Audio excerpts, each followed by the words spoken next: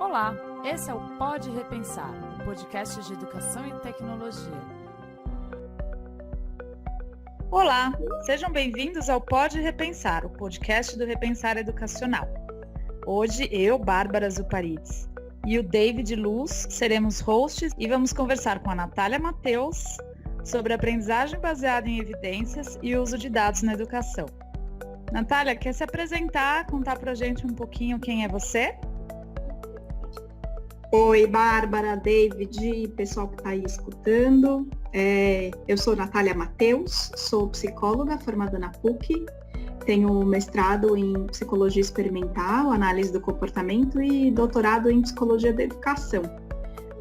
Gosto muito de educação, sempre me interessei por esse assunto e fiz meu doutorado analisando aí dados de aprendizagem, dados do IDEB, então esse é um assunto que me interessa muito e que eu gosto muito de poder conversar.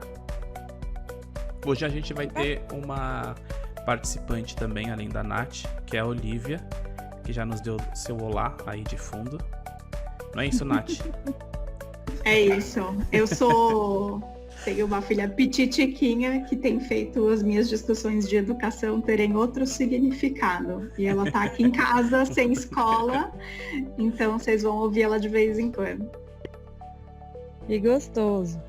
Legal, Nath. Bacana saber que você tem bastante coisa para compartilhar com a gente sobre aprendizagem baseada em evidências. E o David Luz também, que é o host, participa sempre com a gente, também tem bastante experiência para falar sobre uso e até análise de dados também para a educação, né, David? Isso. Quando a gente pensou na Nath para esse episódio, na verdade foi uma coisa assim, eu falei para Bárbara, a gente precisa fazer um episódio desse podcast que fale do uso de dados em educação. E a gente está sempre lendo sobre muitas coisas e tal. E uma das coisas que eu mais tenho escutado é o pessoal tá falando do uso de dado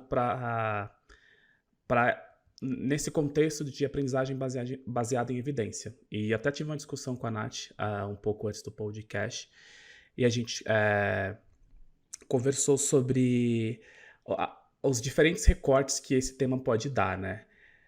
Eu acho que eu vou começar pedindo para a Nath para falar do recorte, porque a Nath é uma pessoa super especialista em educação e em uma abordagem da psicologia, que é a análise do comportamento, pedindo para ela falar o que ela entende por aprendizagem baseada em evidência.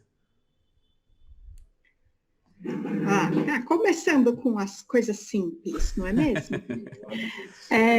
Mas acho que é importante mesmo a gente falar do que a gente está circunscrever o lugar que a gente fala, né? Então é assim, quando a gente fala de evidência, sem falar de aprendizagem, evidência é um termo científico aí de comprovação, né? Então, quando as pessoas falam, você tem alguma evidência do crime que isso aconteceu, de um crime que aconteceu, a evidência científica de que um remédio funciona, e a discussão no campo das evidências da aprendizagem, elas geralmente estão atreladas a um método de ensino. Então, um ensino baseado em evidências, uma aprendizagem baseada em evidências, é uma discussão que sempre está se perguntando.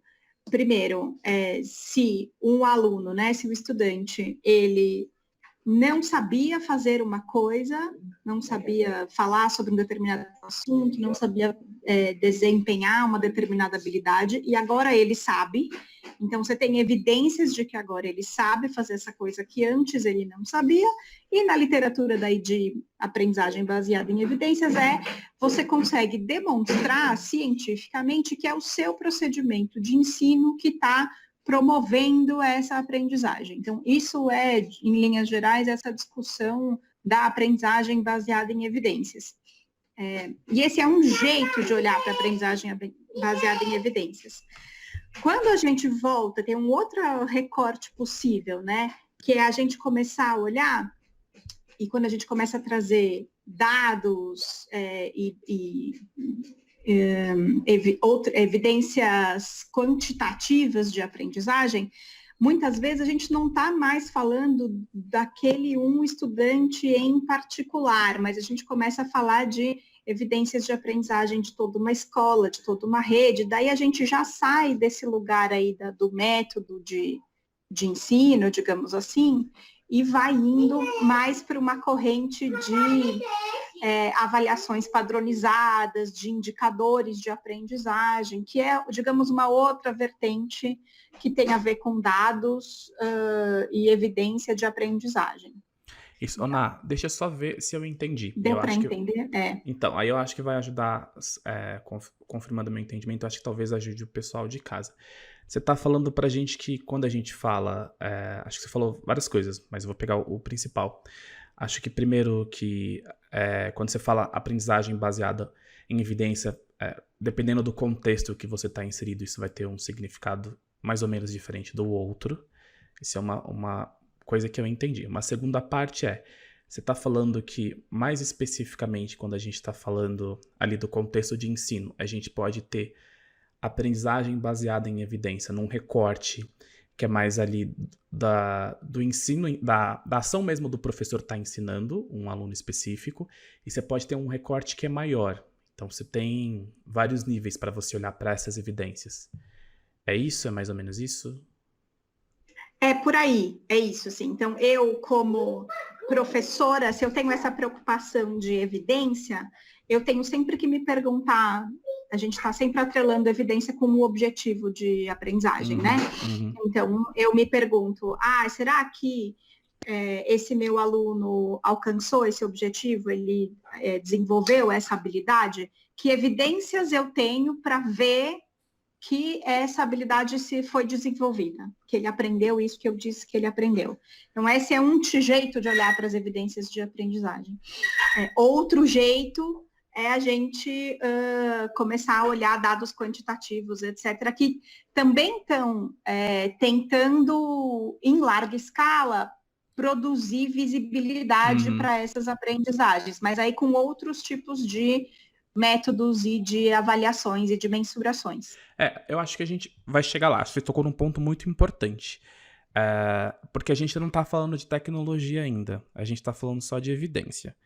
Então, eu imagino que para esse recorte maior, você está falando dos testes desses que são padronizados, tipo SAEB, desses indicadores que usam prova. Isso. Então, eles vão lá, fazem uma prova, uma avaliação na escola e geram esses dados. Por isso que é quantitativo. No contexto da escola ali, a gente está chamando de evidência uma outra coisa que não tem a ver ainda com o dado. Tem a ver com observações que o professor faz. É isso? Eu não preciso ter um instrumento padronizado para ter mensuração, para ter evidência da aprendizagem do meu aluno em sala de aula. É isso que eu quero dizer. Então, é óbvio que é um dado, né? Mas não precisa ser um dado quantitativo necessariamente. Eu vou pegar um exemplo bobo, quer dizer, eu tenho lá um objetivo que é interpretar um texto. E aí eu sou professora de sala de aula e eu me pergunto, como eu consigo saber que evidências meu aluno me dá de que ele é capaz de interpretar um texto? Eu posso fazer isso de 1,5 milhão de jeitos. Posso pedir para ele ler e me explicar, posso pedir para ele responder perguntas, posso pedir para ele contar a história com as palavras dele, posso pedir várias maneiras dele me demonstrar que aquela habilidade está desenvolvida. Então, e aí eu posso dizer que isso é uma evidência para mim como professor de que ele aprendeu, sabe? Outra coisa os instrumentos padronizados, eles avaliam e mensuram a interpretação de texto, mas eles fazem isso com um certo tipo de metodologia específica. Por exemplo, o SAEB usa a teoria da resposta ao item, apresenta um texto, apresenta um tipo de questão que tem enunciado e alternativas com distratores, que foram parametrizados com teste naquela população e vão fazer essa avaliação em função dessa metodologia. Entendi. Então, deixa eu que sou a mais leiga aqui de nós três em relação à aprendizagem baseada em evidências e também análise de dados na educação, o que eu estou conseguindo absorver disso agora, e vocês, por favor, me corrijam se eu estiver errada, tá? É que a gente tem, quando a gente fala de evidências, então, a evidência, ela sugere um rigor minimamente, um mínimo rigor científico para trazer uma afirmação, né, de que uma determinada habilidade foi desenvolvida, um conhecimento foi construído, eu tenho essa possibilidade de ter uma evidência em baixa ou larga escala, né? Eu consigo tanto analisar ali do aluno ou de um grupo de alunos de uma turma, ou em larga escala, como são os instrumentos que vocês estão mencionando do MEC. Então eu tenho, tenho a questão da escala na evidência, eu tenho a questão de ser uma evidência quantitativa ou qualitativa também, e eu tenho diferentes métodos para chegar a uma evidência, para coletar evidência, certo? Isso mesmo. Legal. Ô, Eu acho que eu tô entendendo. Tá, e aí Bom. complementando. E na prática, então, para os professores, o que eles têm, isso a gente pode chamar de método. É um método. Mais ou menos. Digamos que é uma premissa. Você procurar por evidências é um jeito de viver. Porque é diferente de acreditar que o aluno desenvolveu, é diferente de apostar que ele desenvolveu, é diferente de torcer para que ele desenvolva as habilidades. Procurar por evidências é uma postura mesmo. E é o primeiro passo também para conseguir desenvolver e planejar ações que sejam efetivas, né? Exatamente. A discussão aí sim, aprendizagem baseada em evidência como um guarda-chuva de métodos que foram cientificamente comprovados como eficazes para o ensino. Se você procurar na literatura, em inglês a gente tem mais tradição de pedagogia baseada em evidências do que na língua portuguesa. Então, mas se você procurar na literatura evidence-based learning, por exemplo, você vai encontrar aí diferentes correntes teóricas, inclusive da psicologia e da pedagogia, produzindo e sugerindo métodos de ensino que têm evidências de aprendizagem, que demonstraram cientificamente que os alunos aprendem por causa do método de ensino que o professor adotou.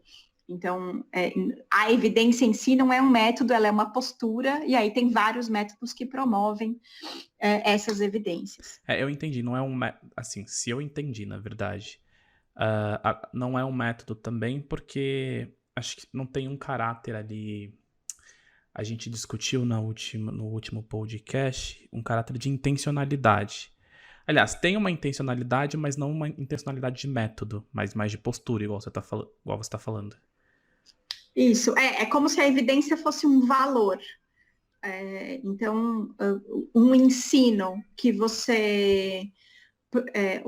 uma atividade pedagógica que você desenvolve e que você não consegue verificar se ela foi responsável ou não pelo efeito na aprendizagem do aluno, se você tem evidência como um valor, ela não serve muito, essa prática, né? Só serviriam as práticas que você consegue correlacionar aí com efeitos na aprendizagem. E aí aqui eu quero fazer um parênteses importante. A literatura de prática baseada em evidências, ela no geral é bastante...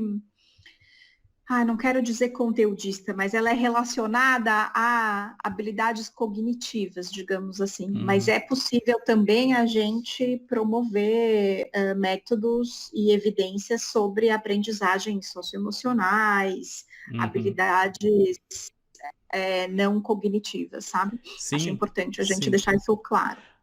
Olha aí. Mas talvez com uma dificuldade maior em fazer isso em larga escala. Exato, sim, sem dúvida, sem dúvida. Os instrumentos parametrizados, né, em larga escala, eles geralmente se valem de um formato de avaliação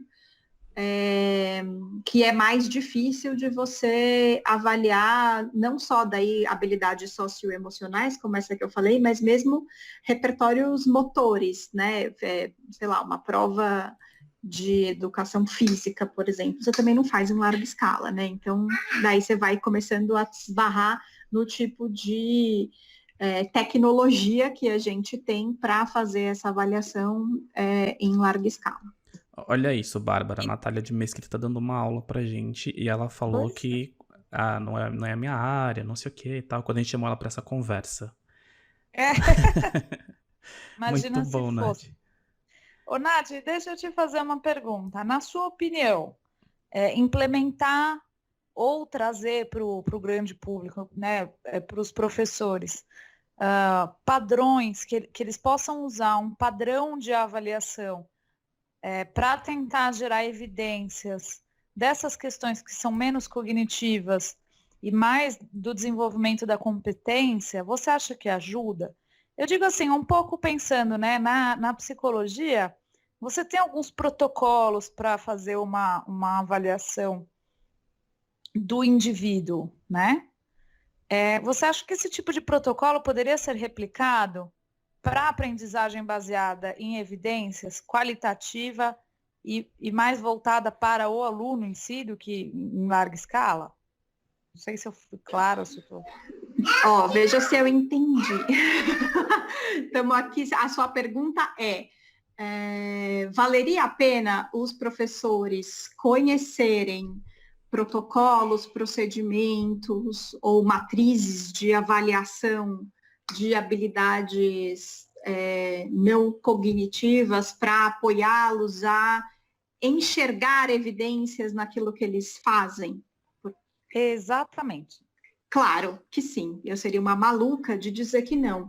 E aí, não porque eu acho que o teste da psicologia é um bom teste, Bárbara, mas especialmente porque eu acho que a evidência, ela tem um fator, uma importância. Eu sou dessas que acha que a evidência é um modo de existir, certo?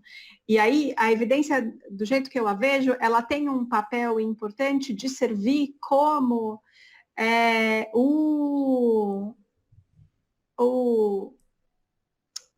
não quero usar o termo técnico chato, mas ela é o motor que guia o professor. Um professor que não tem certeza absoluta que todo o seu esforço está valendo a pena, é um cara que fica desmotivado, não adianta ele saber depois de 30 anos que aquele um aluno dele foi bem sucedido e seguiu aí lidera um grupo de meninos numa ONG que faz um trabalho social super legal, e aí ele fala, tá vendo? E aí o aluno vem e fala, professor, foi graças a você e a sua aula de habilidades socioemocionais que eu cheguei onde cheguei. Gente, isso está muito longe. Né? Dá um gás para o professor, dá orgulho, dá, mas não é isso que vai manter esse professor fazendo e se dedicando o tempo que a gente sabe que um professor precisa se dedicar para promover essas aprendizagens. Então, demora muito. Então, toda ferramenta que favorecer um professor a enxergar o resultado daquilo que ele está fazendo com os meninos é super importante para mim, porque ajuda o professor a ver aquilo que ele está conseguindo acertar e ajuda ele a ver onde é que estão ficando os buracos para ele correr atrás e pedir ajuda, enfim, e tentar se reinventar o tempo inteiro, né? Então, eu acho que é por aí, assim, no campo individual, produzir evidências é muito, muito, muito importante, tão importante quanto em larga escala para conduzir decisões políticas. Ná. Ou seja, é tirar um pouco o professor do achismo, né? Eu acho que isso aqui está surtindo efeito. Isso. Para levar ele para um patamar de conseguir basear-se em evidências, né? Essa minha metodologia deu certo, essa não deu tão certo, ou deu certo para um número menor de indivíduos, enfim, para que ele consiga, vamos dizer que é para ele ter um termômetro da aula, né? Isso, para ele conseguir, isso, evidência é um jeito dele medir o efeito daquilo que ele faz. Então, todos os instrumentos, e aí eu estou falando todos, é óbvio que aqueles que são cientificamente validados têm uma importância enorme, né? Mas mesmo aqueles que são anedóticos ou pouco científicos, se eles servirem a esta função, se eles forem fidedignos ao fenômeno que eles evidenciam, eles valem também. Mas então, um dos motivos um dos porquês que a gente trouxe a Nath aqui foi justamente o fato de ela trabalhar com tecnologia e a gente está falando de novas possibilidades para a produção de evidências. Nath, como é que você enxerga o uso de tecnologia para a produção de evidência? Não estou nem falando de dado ainda. A pergunta é muito boa, David. Eu, de fato, sou também uma entusiasta da tecnologia para algumas coisas. E penso que para algumas habilidades, a tecnologia favorece que a gente avalie determinadas habilidades que antes a gente só podia supor. E eu também acho que ela ajuda a gente a ter um registro mais claro de mudanças ou de tendências do comportamento, né? Então, eu vou dar um exemplo que é muito maluco, mas que eu acho que vai ajudar a gente a ver do que eu estou falando, né? Tem algumas pesquisas de dissertação, de mestrado na área da psicologia do esporte, que monitoram o treino de goleiro e para onde que o goleiro olha quando ele vai pegar a bola, por exemplo. Para fazer uma pesquisa desse tipo, tem lá um dispositivo, um capacete com óculos que vê para onde está olhando o olho do goleiro. Gente, sem tecnologia não ia dar para saber para onde o cara olha, certo? Então, metade do que a gente sabe não daria para saber, né? Exato. Então, hoje em dia a gente fala de realidade aumentada, realidade virtual, como uma possibilidade aí de espaço para demonstração de algumas habilidades que são motoras, que antes você só fazia, então, sei lá, treinos de médicos cirurgiões feitas em modelos virtuais e não em cadáveres, por exemplo, e aí simulando os efeitos de um corte errado numa artéria, etc., sem precisar matar ninguém de verdade. Então, para mim é muito claro que exato, não é? Que a tecnologia ajuda e salva vidas nessa hora, porque permite que a gente observe aí os comportamentos, digamos, numa situação que é mais controlada, didática, previsível e ao mesmo tempo eficiente para o ensino, para a aprendizagem. Aí a evidência Isso é o por fato um lado. de não ter matado o cara no simulador. Por exemplo, exatamente. Ou num simulador de voo, você conseguir decolar e pousar sem explodir o avião. Enfim, então acho que é isso. A gente já tem essa tradição aí da tecnologia em várias outras áreas. O simulador de voo acho que é um bom exemplo. Tem outras áreas que estão começando a se apropriar, como a medicina.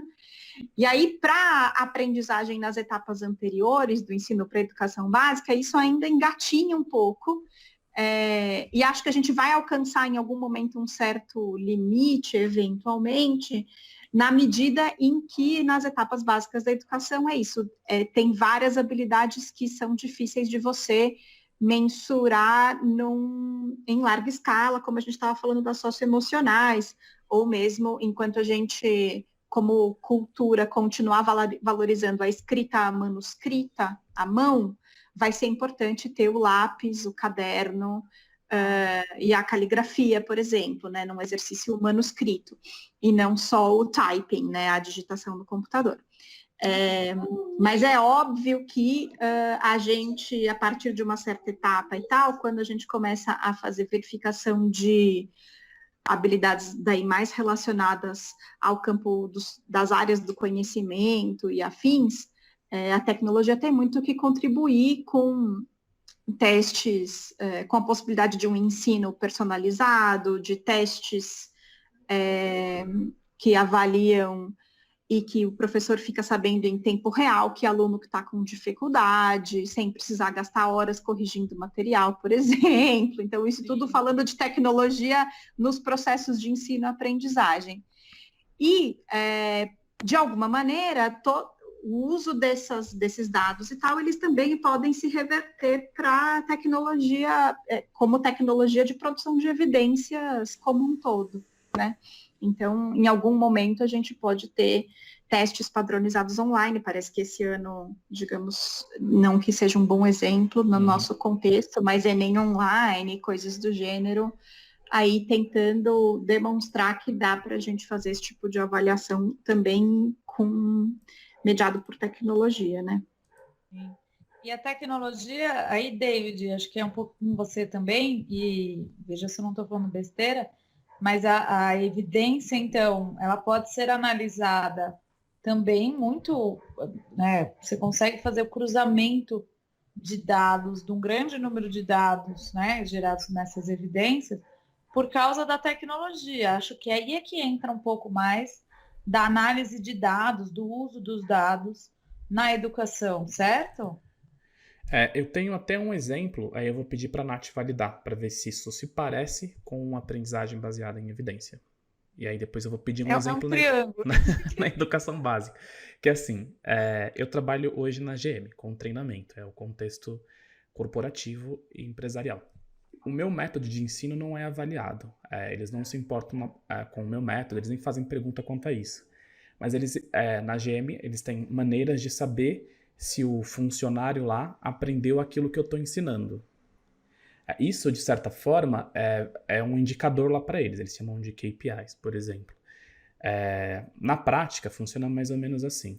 Então, eu faço um treinamento para um analista de atendimento, por exemplo. E o cara vai lá e começa a atender o cliente. No final do atendimento, o cliente tem aquelas pesquisas de avaliação e aí o cliente fala se ele está muito satisfeito, se ele está pouco satisfeito ou se ele está mais ou menos satisfeito.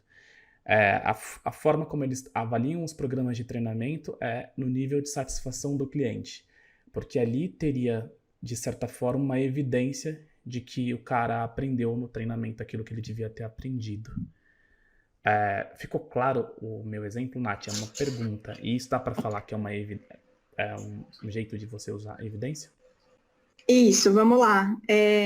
Eu acho que a AGM tem a evidência como modo de existir, pelo que você está contando, mas é uma evidência indireta, né? Então, eles estão se baseando no relato de um terceiro a respeito da habilidade que, em tese, ele aprendeu no seu treinamento. Então, está bem longe da cadeia. Se eles fossem, digamos, evidence-based na veia, eles iam avaliar a qualidade do serviço, não da satisfação.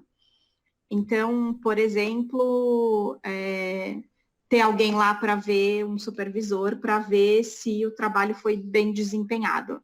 Aquilo que você ensinou no treinamento, se a hora que ele executa, se aquilo está sem nenhuma correção. Então, diretamente teria que testar se o procedimento, sei lá, vamos supor que você ensinou ele a trocar o painel do carro. Aí alguém vai lá e verifica, o painel está trocado e está funcionando. Essa é a medida direta, a evidência direta de que seu treinamento funcionou. A evidência, uma outra evidência indireta poderia ser o recall, sei lá, depois de quanto se tem retorno do cliente para fazer o mesmo serviço ou com o mesmo problema dentro de uma janela de tempo. Isso também poderia ser uma evidência se o serviço foi bem desempenhado, uma evidência indireta, que não precisaria passar pela satisfação do cliente. Entendi. Aí tem um problema da medida de satisfação em geral, ela tem dois problemas. Um que é o que o sujeito fala, e a gente, enfim, sabe que as pessoas nem sempre são honestas e verdadeiras nessa avaliação, se elas não são totalmente sinceras. E segundo, que várias outras variáveis podem afetar esse resultado. Então, o cara fez um bom trabalho, ele consertou o painel, mas ele não deu bom dia, boa tarde, boa noite, isso pode prejudicar a avaliação de satisfação. Ou o contrário, ele foi super gentil, educado, prestativo, mas fez um trabalho cadavérico, e aí não rolou. Mas aí a avaliação também fica esquisita. Enfim, então, acho que tem muitas variáveis intervenientes nessa evidência da satisfação. Então, eu não diria que é uma boa evidência do seu treinamento. Teria que ser, de fato, o procedimento desempenhado no veículo, enfim, qualquer coisa assim. Bem legal, porque aí a gente você falou de algumas coisas que acho que quem tiver interesse pode pesquisar depois, mas essa história conceitual da evidência direta e da indireta, você também está, de certa forma, falando que uma evidência, ela tem que ser uma boa evidência, né? Não adianta você se pautar em cima de uma coisa que não é verdadeiro, né? E agora, no contexto da GM, é legal porque, por mais que não seja uma boa evidência, tem outros KPIs também, tudo isso que você citou, acho que eles acabam usando também. Mas tudo isso é medido por um sistema. Então, a gente analisa, na verdade, os dados e a gente não tem que olhar diretamente o atendimento ou se o cara executou o serviço ou não, porque você tem logs do sistema, por exemplo, para reforçar isso. Logs são os registros do sistema, que também é uma evidência. Então, a gente sabe que se tem igual você falou do recall, se tem uma abertura de chamado grande de uma determinada funcionalidade que dependia de algum trabalho ali humano e o cara não executou direito e que ele foi treinado para aquilo também pode ser uma evidência, o próprio registro ali do sistema. Isso. Oná, aí eu tenho uma pergunta que eu acho que vai ser muito boa para quem está escutando, mas para professor, porque a gente está tendo essa conversa primeiro mais conceitual, agora mais técnica, mas tá, eu sou professor lá da ponta, tô lá no ensino fundamental 1 ou no fundamental 2 e eu tô querendo usar tecnologia na sala de aula para gerar evidência. Se você tem alguma dica, como eu posso fazer isso de uma maneira fácil, assim? Como ideias, eu imagino que você, no seu dia a dia de designer instrucional, você deva usar muito isso. Acho ótimo essa perspectiva prática, acho que para quem entende pouco dessa área, ajuda bastante. Então, vamos lá. A primeira coisa, um professor que quer produzir evidências da aprendizagem, ele tem que ter clareza o que as habilidades ou os objetivos de aprendizagem que ele tem estabelecidos para aquele aluno, o que elas significam. Então, e aí eu vou ser bastante pentelha nesse pedaço, porque assim, se você tiver um objetivo de aprendizagem que não pode ser observável de nenhuma maneira, não vai ter tecnologia que resolva, porque bola de cristal a gente ainda não tem para saber o que o aluno está pensando. Então, vai ter um momento que a gente talvez tenha lá um óculos, um dispositivo para grudar na cabeça, e aí vem o pensamento. Pois é, e aí a gente vai ter que tomar muito cuidado com esse uso. Mas enquanto isso não existe, então o primeiro passo de um professor que quer produzir evidência, e aí a despeito de tecnologia, mas é ter muita clareza como é que aquela habilidade pode ser observada. Então, eu falei aqui primeiro o exemplo da interpretação de texto. É isso, como é que eu sei que um aluno interpretou o texto corretamente, que ele entendeu o que aquele texto dizia? Então, você vai se perguntando, se ele souber responder perguntas, se ele souber contar a história, se ele souber explicar o que aconteceu, enfim, deve ter lá um conjunto de habilidades que transparecem, que evidenciam aquele meu objetivo de aprendizagem. Nath, e aí, fala, Bárbara. Pergunta, eu posso relacionar isso, então, com o objetivo de aprendizagem? Sem eu tenho dúvida. 3 objetivos de aprendizagem numa aula ou numa sequência didática, eu vou refletir esses objetivos nos indicadores, né? Vamos dizer assim, nessas evidências.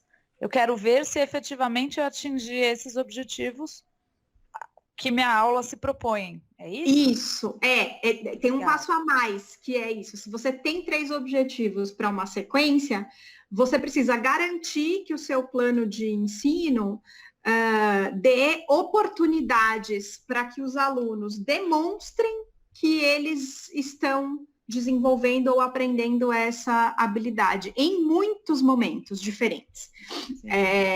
Então, é isso. Não adianta eu querer ensinar interpretação de texto e dar 20 textos para o cara ler e falar, obrigada, um beijo, vejo vocês na semana que vem. O que você ensinou? Interpretação. Eles leram um monte. Tá, mas você sabe se ele interpretou? Você fez uma pergunta para saber se ele entendeu? Você pediu para ele contar? Então, se você não der essas oportunidades da evidência aparecer, sabe? A aprendizagem pode estar lá, enfiada na cabeça, mas se você não der oportunidade para ela aparecer, não tem evidência. E aí, para responder a pergunta da tecnologia, eu tenho visto professores sendo muito criativos no uso de ferramentas, e aí a Bárbara é um excelente exemplo de professora que tem lançado mão de um jeito bem criativo de recursos tecnológicos. Acho que a internet está aí para oferecer várias ferramentas, né? Então, a gente já falou aí em outras oportunidades, em outros canais, sobre pedir para os meninos produzirem um texto coletivo ou colaborativo usando Google Docs ou Microsoft Online, sei lá o que, não, a gente não é patrocinado por nenhum deles, então eu posso aqui falar de todos eles livremente, mas dá para a gente, se vocês querem, por exemplo, avaliar, então, o repertório de escrita tem que pedir para os meninos escreverem, interpretação de texto pode ser responder perguntas fechadas com feedback automático, mas também pode ser pedindo para ele responder perguntas abertas por escrito. Você pode pedir para ele gravar um áudio e mandar para você a contação da história dele, e aí isso servir como tecnologia também.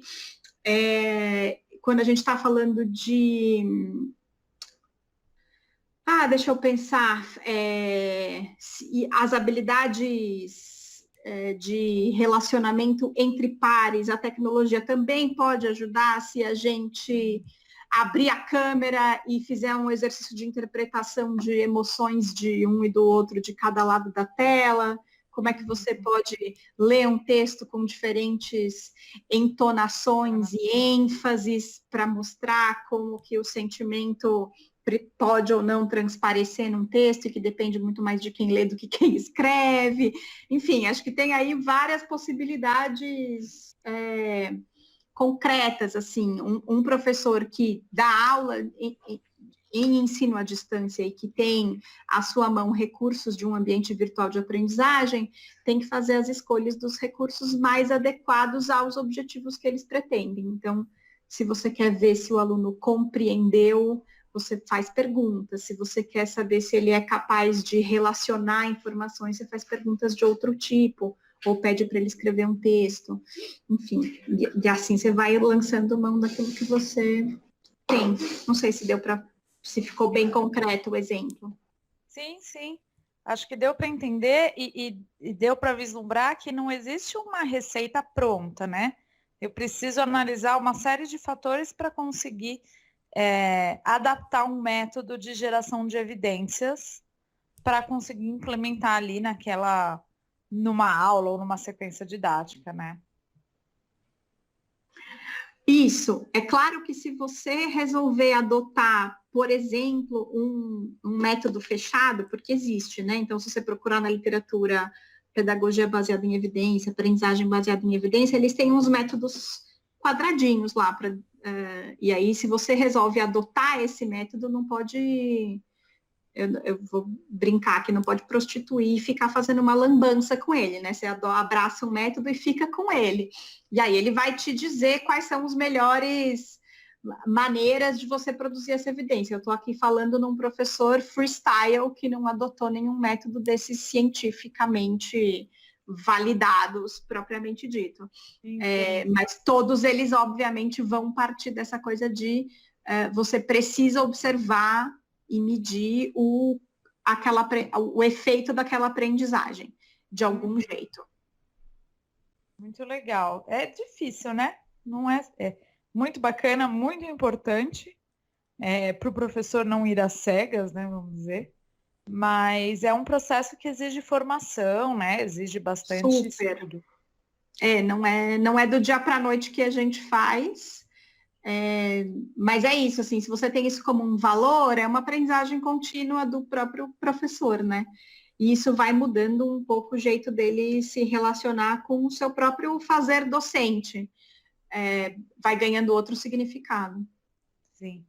Mas existem as possibilidades, acho que quando o David perguntou de tecnologia, tinha um pouco também, né, do quanto algumas tecnologias facilitam para que você faça uma análise, seja ela assim, uma análise pontual em um determinado momento, uma coleta rápida de dados.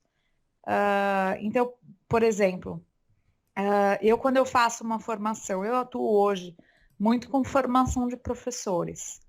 Então, eu quero, no meio de uma formação, eu quero coletar evidências de que estou indo no caminho, de que determinado objetivo de aprendizagem já foi atingido.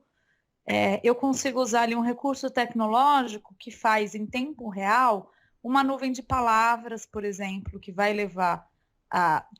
me permitir fazer uma análise em tempo real. Eu posso usar ali uma análise mais quantitativa, usar um formulário, alguma coisa. Mas, né, as tecnologias permitem que eu faça isso em tempo real, faça isso de forma pontual. Eu uso muito, por exemplo, o Mentimeter, que é um recurso de interatividade online para gerar evidências mais simples, vamos dizer, mas em tempo real. Então, acho que quando o David trouxe a questão das tecnologias, é que se já é um desafio hoje fazer uma coleta de dados, né, uma coleta de evidências, imagina quando a gente não tinha acesso a esses recursos, né? Porque hoje em dia, além de fazer a coleta, a gente consegue fazer um cruzamento de dados, né? Então, eu consigo pegar uma evidência gerada em um determinado momento do ano letivo e outra gerada em outro momento, cruzar esses dados para fazer uma linha de desenvolvimento, né? Eu consigo fazer propostas personalizadas de ensino com base, né, no cruzamento de dados. Então, existe uma série de possibilidades de tratamento dessas informações que também são que surgem, né? Possibilidades que surgem só com o apoio dessas tecnologias, né? Aí eu acho que vale a pena a gente fazer um parênteses, né? Nós estamos de alguma maneira aqui dizendo que as tão famosas metodologias ativas, elas são, digamos, esse apelo, ou reflexo desse apelo da gente tentar ver o aluno fazer cada vez mais.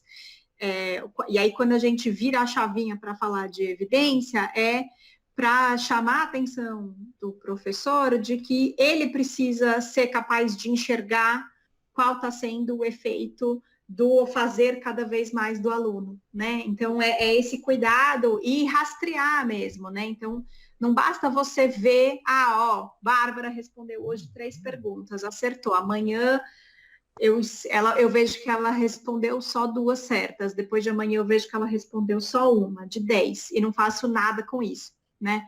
Ou eu esqueci que tá aí, né? Então, eu acho que tem uma coisa da tecnologia que quer permitir a gente guardar o dado, né? E ir monitorando ele em tempo real e colocando em gráfico. A gente está fazendo isso muito com o coronavírus, né? Olha para o gráfico todos os dias, vê se sobe, se desce.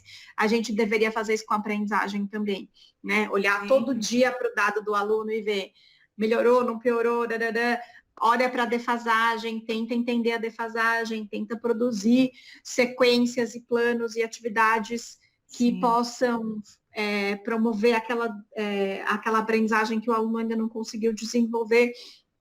Então, esse é o caminho, assim. E a coisa do cruzamento dos dados, ele é isso, assim. Tem vários pesquisadores que estão nessa frente, fazendo esses cruzamentos. A minha tese foi um exemplo disso, mas tem vários outros. E cruzar os dados não é para explicar o dado, mas é para tentar encontrar lugares para intervir. Então, eu vou dar um exemplo de um cruzamento que se faz com frequência, que tem a ver com renda e desempenho de aluno, por exemplo. Então, faz lá o censo escolar, pergunta qual é a faixa de renda dos estudantes, depois eles fazem uma prova padronizada e vê o desempenho. E aí relacionam essas variáveis. Não raro, muito frequentemente, o dado é que os baixos desempenhos, os estudantes com baixo desempenho são também os estudantes de baixa renda.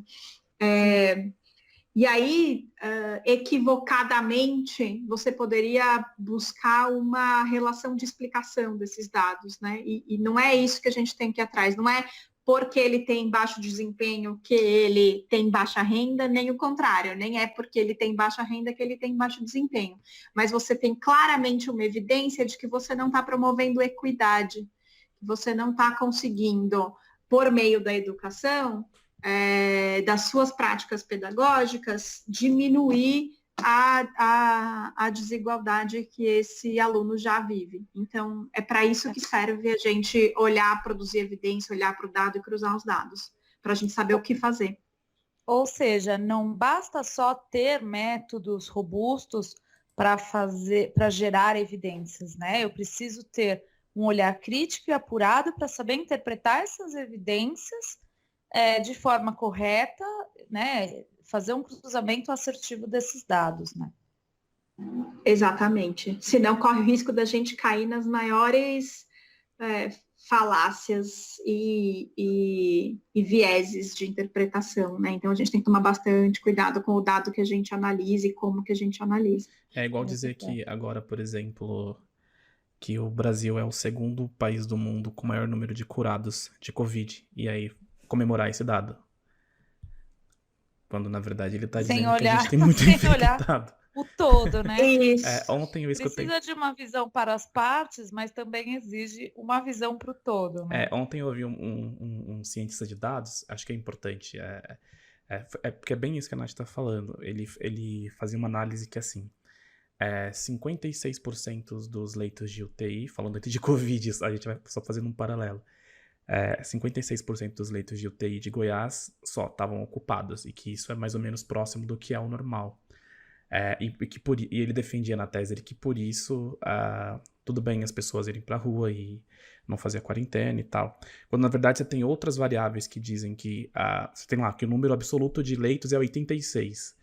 Então, e você tem uma população de sei lá quantas mil pessoas vivem em Goiás.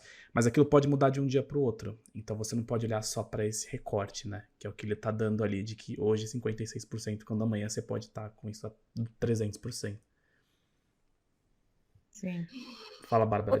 Enfim, acho que isso para a gente ver que olhar para um dado sem saber o contexto em que ele está e aí a intencionalidade de quem olha para o dado é inegável, né? Não tem neutralidade na interpretação. Uhum. Você está sempre olhando, procurando uma resposta específica. Então, tentando entender um fenômeno. Precisa saber muito bem que fenômeno é esse que você está tentando entender, o que você tem por trás de premissas para olhar para esse dado, para conseguir fazer a coisa direitinho. Quem sabe eu tenho tentado olhar o que vai sair de bom, né? Claro que é muito difícil conseguir enxergar, mas o que vai sair de bom, o que a gente vai conseguir levar de aprendizagens dessa crise do coronavírus.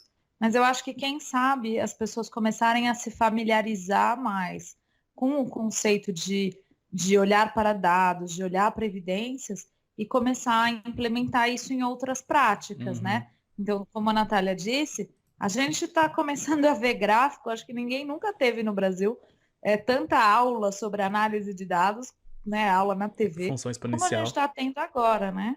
Então, quem sabe a gente consiga trazer isso um pouco para a educação, porque apesar de ter esforços, por exemplo, eu já trabalhei com muitas escolas que não faziam a leitura do relatório que o MEC fornece da Prova Brasil.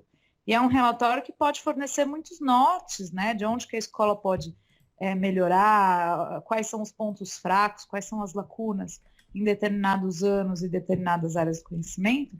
Mas é um relatório importante de se ler, né? Não adianta fazer a prova. Preciso ler esse relatório, preciso entender esses dados e trabalhar com base nessas evidências. Por isso que a gente diz baseado em evidências, né? Então, tomara que de todo esse cenário a gente consiga trazer o hábito de olhar para dados e embasar ações nesses dados, na educação também, né? Você tem notícia do que virou aquela plataforma Foco Educação? Se ela ainda existe? Essa plataforma é uma plataforma que trazia justamente esses dados, Bárbara. Era uma plataforma que reunia dados todos esses indicadores aí. Você podia ver por escola, por município, por ano, sabe? Peraí. Qual o nome dele? A gente não combinou. Foco Brasil, Mas foco existe aprendizagem, ainda? foco educação. Bom, o que eu sei dela? Ela era uma plataforma desenvolvida pela iniciativa privada e que estava sendo vendida ou adquirida por secretarias educacionais de diferentes estados e municípios. Não sei dizer em que pé que ela está no momento,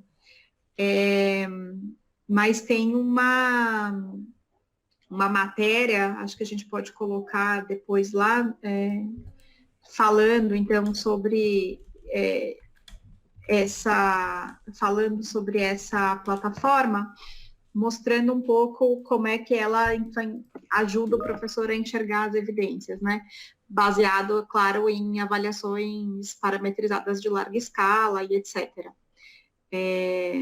Eu acho... Mas ela não é, eu vou dizer, ela não é muito diferente. É óbvio que ela era legal porque você podia manipular um pouco lá as variáveis e tal. Mas ela é muito próxima do relatório do SAEB, do relatório do MEC, dos relatórios que geralmente são entregues depois dessas avaliações. O que ela tinha de legal era permitir você acompanhar a série histórica de diferentes dados e coisas do gênero. Mas eu, de verdade, não estava preparada para essa, não pesquisei para saber se ela ainda está rodando. Ó, a gente gosta com efeito surpresa. Não, a Ana mandou um link aqui que é muito legal. Para quem está escutando no Spotify e no iTunes, entra no nosso site, porque a gente vai deixar no site os links tipo, dos materiais e das coisas que a gente está discutindo hoje, nesse episódio. Legal, eu acho que esse episódio, na verdade, gera vários outros, né? A gente ainda tem muito o que conversar sobre avaliação em larga escala, sobre análise de dados, como que as escolas conseguem, dentro das próprias instituições, criar planos de análise de dados, né, David, que é bastante da sua área também. Eu acho que é um episódio que se desdobra em vários outros, né?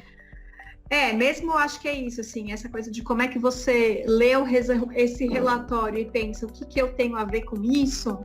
Isso já é um episódio inteiro, assim, é uma novela praticamente, não é um episódio. A gente vai trazer a Natália de novo e vai trazer um relatório e aí vai fazer um exercício. Que ótimo. E da próxima vez queremos mais participação da nossa especialista Olivia, que não participou quase. Nossa, ela meio fim. Contenção totalmente eficiente aqui do marido. Gente, eu gostei muito da conversa, o David falou, eu comecei dizendo, não é muito a minha praia, não sei se eu vou conseguir ajudar e tal. Espero que todo mundo tenha curtido. Quero que vocês tiverem comentários, dicas, coisas, mandem aí para repensar. A gente vai sempre aperfeiçoando e aumentando essa conversa. Quanto mais gente para ajudar a pensar e falar, melhor. Muito legal, Nath, sensacional. Super obrigada por toda a sua didática, toda a sua paciência para explicar. Não é um tema que eu domino, mas com certeza saio desse bate-papo com muita inspiração para continuar estudando e me aprofundar nessa temática. Obrigada mesmo por toda essa paciência em conversar aqui com a gente hoje. Obrigado, Nath.